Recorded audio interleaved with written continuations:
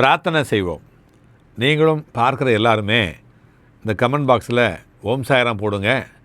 இன்னும் உங்களுடைய பிரார்த்தனைகளுக்கு கீழே தெரிகிற அந்த நம்பருக்கு கூப்பிடுங்க. ஒரு பிரார்த்தனை, நான் தினமும் பிரார்த்தனை செய்கிறேன், ஆனாலும் வாழ்க்கை என்னை சோதிக்கிறது அப்படின்னு கேட்குறாரு ஒருத்தர். பிரார்த்தனை வாழ்க்கையை மாற்றுவதற்காக அல்ல, உங்களுடைய வாழ்க்கையை எதிர்கொள்ள வலிமையாக்க அப்படின்னு தான் பாபா சொல்கிறார். கடவுள் சோதனை தர்ற பொழுது நீ இதை தாங்கக்கூடியவன் அப்படின்னு நம்புகிறார். சோதனை இல்லாத வாழ்க்கை ஆசீர்வாதம் இல்லைங்கிற சொல்கிறார். சோதனையை கடந்து வருவது தான் ஆசீர்வாதம் அப்படின்னு சொல்கிறார்.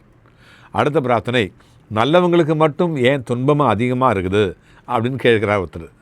நல்ல மனசு இருக்கிறவங்களைத்தான் வாழ்க்கை அதிகமாக செதுக்குது.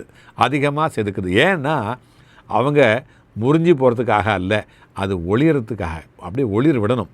பளிங்கு கல்லாக இருக்கணும்னா விரும்பணுன்னா அந்த உடம்பை சூடு பண்ணணும், அந்த பளிங்கு கல், அப்போ தான் அது ஒளிரும்.